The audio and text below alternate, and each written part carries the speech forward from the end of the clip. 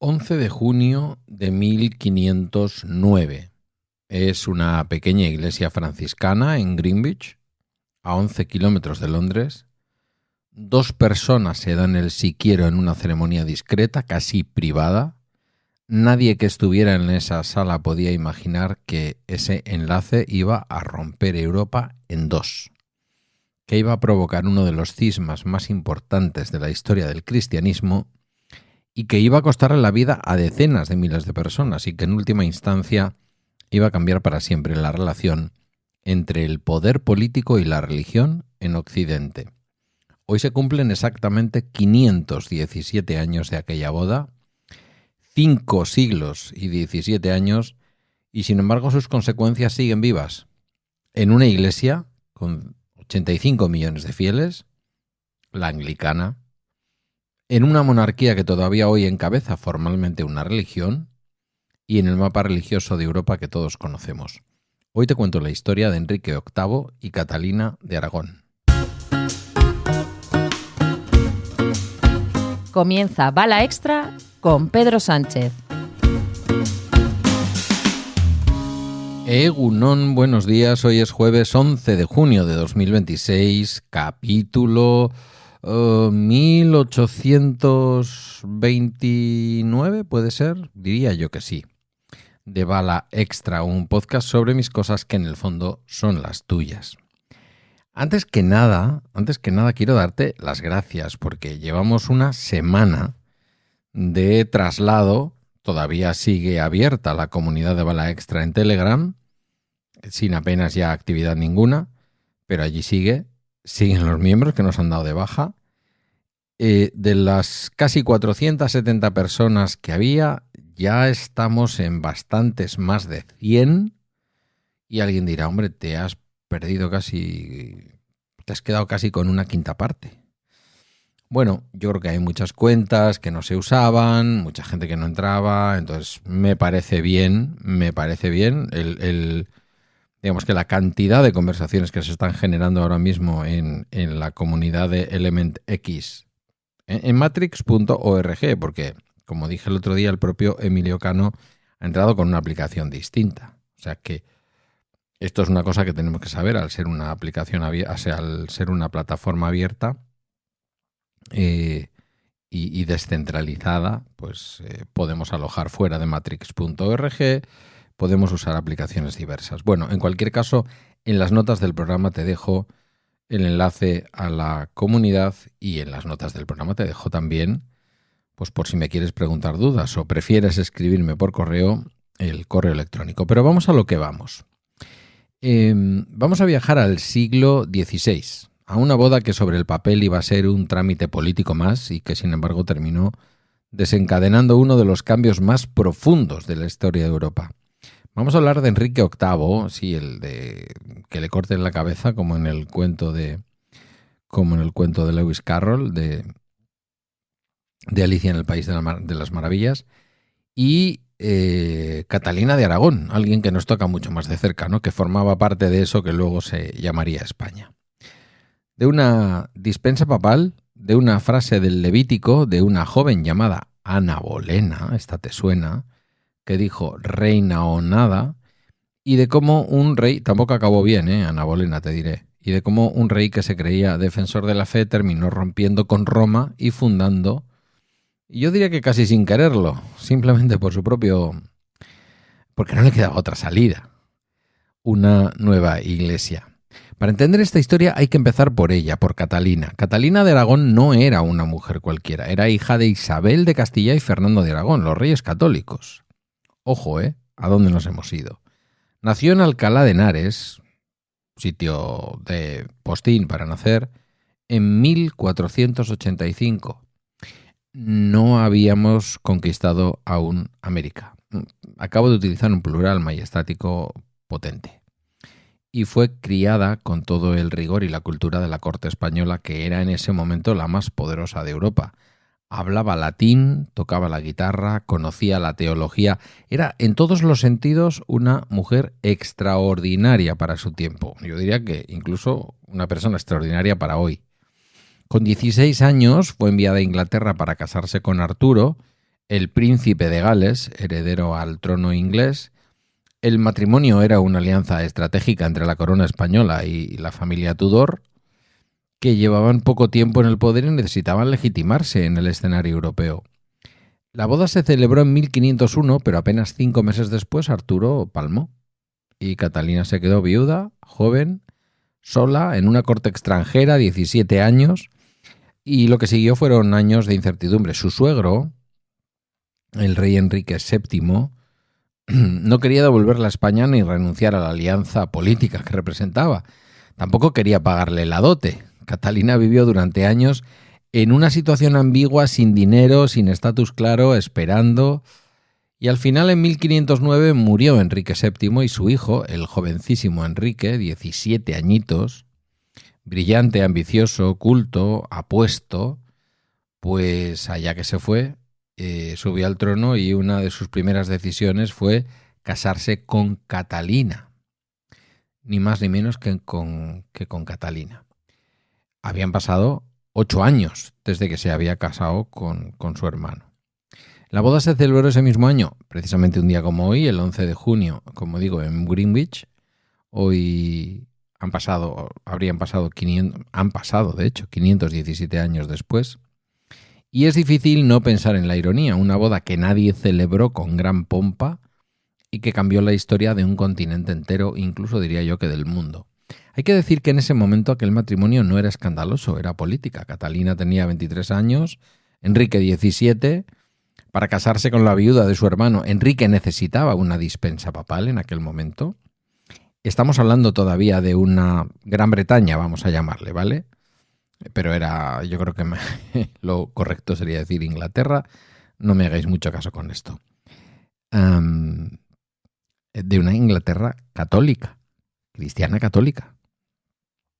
Fue el Papa Julio II, o segundo, el que concedió esa dispensa papal, argumentando que el matrimonio de Catalina con Arturo nunca había sido consumado. Ese detalle aparentemente menor va a tener una importancia brutal más adelante. Los primeros años fueron felices, relativamente felices. Enrique la admiraba, era mayor. Catalina ejerció incluso como regente de Inglaterra mientras Enrique estaba en guerra con Francia y lo hizo con mucho criterio. Al fin y al cabo era hija de su madre, pero la sombra de la dinastía se cernía sobre ellos. Necesitaban un heredero varón. Catalina tuvo varios embarazos, casi todos acabaron en tragedias. Sobrevivió una hija, María, nacida en 1516, pero para la lógica de la época eso era un fracaso dinástico y Enrique empezó a impacientarse. Y entonces aparece Ana Bolena. A finales de los años 20, Enrique se obsesionó, en 1520, con una joven de la corte, una cortesana, Ana Bolena, inteligente, provocadora, ambiciosa. Si habéis visto una película en relación a esto, siempre la representan, o alguna serie, siempre la representan con una mujer atractiva. En fin, Ana no era ninguna ingenua, se negó a ser simplemente la amante del rey. Le dijo al rey, yo o reina o nada. Y Enrique llegó a la conclusión de que su matrimonio con Catalina estaba maldito. Había una línea en el Levítico que decía que casarse con la viuda del hermano traía desgracias. Él interpretó que la dispensa papal había sido un error y que su matrimonio era nulo desde el principio. Y aquí empieza el lío gordo. Enrique le pidió al Papa, que ya no era Julio II, sino Clemente VII, que anulara el matrimonio, pero Clemente VII estaba bajo la tutela política del emperador Carlos V. ¿Y quién era Carlos V? El sobrino de Catalina de Aragón, el hombre más poderoso de Europa. Carlos I de España y V de Alemania. No iba a permitir que el Papa humillara a su tía anulando su matrimonio. El Papa se vio atrapado entre dos poderes, pero muy, muy poderosos, y optó por no decidir. Fue aplazando, dando largas, comisiones. Ya en aquella época existían. Hace una comisión y pierde el tiempo.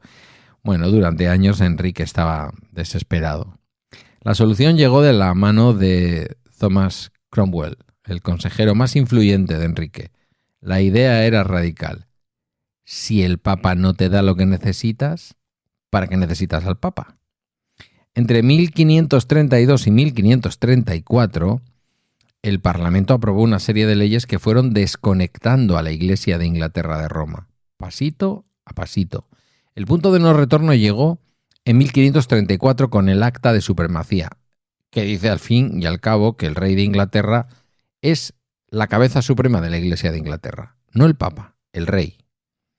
Fue un terremoto, claro. Enrique VIII, que años antes había recibido del mismísimo Papa León X el título de defensor de la fe por escribir un tratado contra Lutero, porque ya se estaba produciendo la reforma luterana en Centro Europa. Era otra historia. Porque muchas veces se habla de protestantes, pero los anglicanos son otra cosa. Pues ahora él, que había sido tan defensor de la unidad de los cristianos, rompía con Roma. Y ahí la ironía histórica se volvió mayúscula. Los monasterios y abadías fueron disueltos, los bienes confiscados. Quienes se resistieron pagaron un precio brutal. El humanista Tomás Moro, el que se considera padre de la profesión del trabajo social, fíjate tú, el autor de la... ¿Cómo se llama?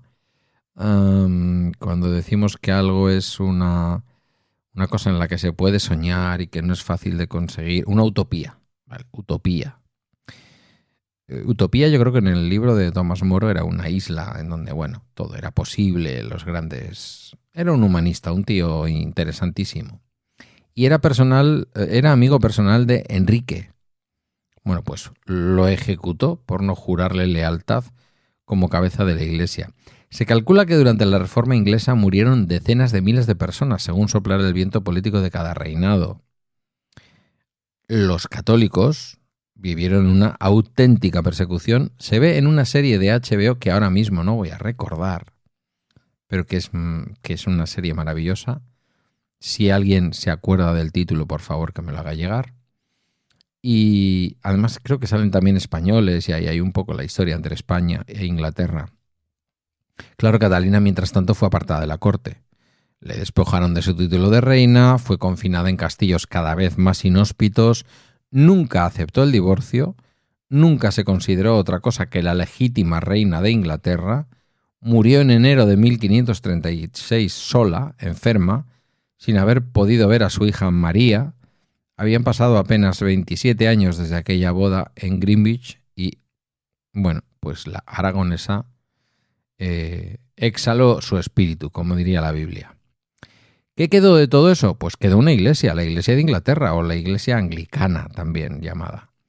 Lo curioso es que el anglicanismo, claro, porque luego tú vas a Gran Bretaña y, por ejemplo, los irlandeses son absolutamente católicos, no forman parte de Gran Bretaña, salvo Irlanda del Norte. Los escoceses yo creo que mayoritariamente son católicos también, ahora mismo estoy hablando de memoria. Quiero decir que el anglicanismo, más allá de la Commonwealth, que es verdad que se expandió por todo el mundo, en lo que es en la isla de lo que hoy conocemos como Gran Bretaña, tampoco es que llegara a todas partes. O sea, llega a todas partes, evidentemente, porque es la religión del Estado, pero en los lugares en donde menos se quiere además a la reina, en este caso ahora ya al rey otra vez, pues tampoco es que sean precisamente ultra anglicanos. Lo curioso es que el anglicanismo no nació como una revolución teológica profunda. Enrique no quería cambiar la doctrina como Lutero, quería cambiar quién mandaba. Y en ese sentido la Iglesia anglicana se parecía mucho al catolicismo en su estructura, en su liturgia, pero con una diferencia fundamental. El jefe no era el Papa, el jefe era el rey. Fue después, con sus sucesores, cuando la teología fue evolucionando, su hijo Eduardo VI incorporó ideas más calvinistas y protestantes, su hija María I intentó restaurar el catolicismo con una brutalidad que le valió el apodo de Bloody Mary y la del cóctel. Y finalmente su hija Isabel I consolidó el anglicanismo como una vía media, una iglesia que se definía a sí misma como a la vez católica y reformada. Por eso digo que no participaron de la reforma de Lutero, no fue un protestantismo. Eso sí, lo que no perdían nunca es que el rey o la reina de turno, porque ya sabéis que en Inglaterra ha habido reyes y reinas desde siempre, alguien dirá, hombre, también en España, la reina Isabel la Católica, sí, busca una después. Sí, alguna regente y tal, pero busca una después, ¿vale? hoy, 517 años después de aquella boda, la Iglesia Anglicana tiene 85 millones de fieles en todo el mundo. El arzobispo de Canterbury es su líder espiritual, igual que lo es el obispo de Roma, en el caso de la Iglesia Católica, ya que estos días además ha estado de visita el Papa. Y el rey Carlos III de Inglaterra es formalmente, como actual rey, la cabeza de la Iglesia. Un señor como aquel divorciado. Todo eso arranca en una línea directa de aquel 11 de junio de 1509. Una boda que iba a ser un trámite político se convirtió en la mecha de uno de los cambios más profundos de la historia de Europa. 5 siglos y 17 años después, sus consecuencias siguen aquí. Catalina de Aragón, hija de los reyes católicos, murió sin rendirse. Enrique VIII, uno de los reyes más fascinantes y terribles de la historia, se casó 6 veces y cambió el mapa religioso de Europa. Ya puestos, quiero decir, una vez que ya habías pasado de la primera, las otras 5 vinieron del tirón y algunas además perdieron la cabeza. No se volvieron locas, no, perdieron la cabeza, se la cortaron.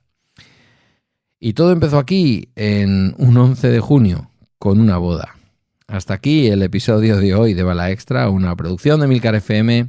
Gracias por tu tiempo, por tu escucha atenta y por pensar conmigo. En las notas del programa tienes mi correo y el enlace a la comunidad de Bala Extra en matrix.org. Accesible con Element X o con la app que tú prefieras.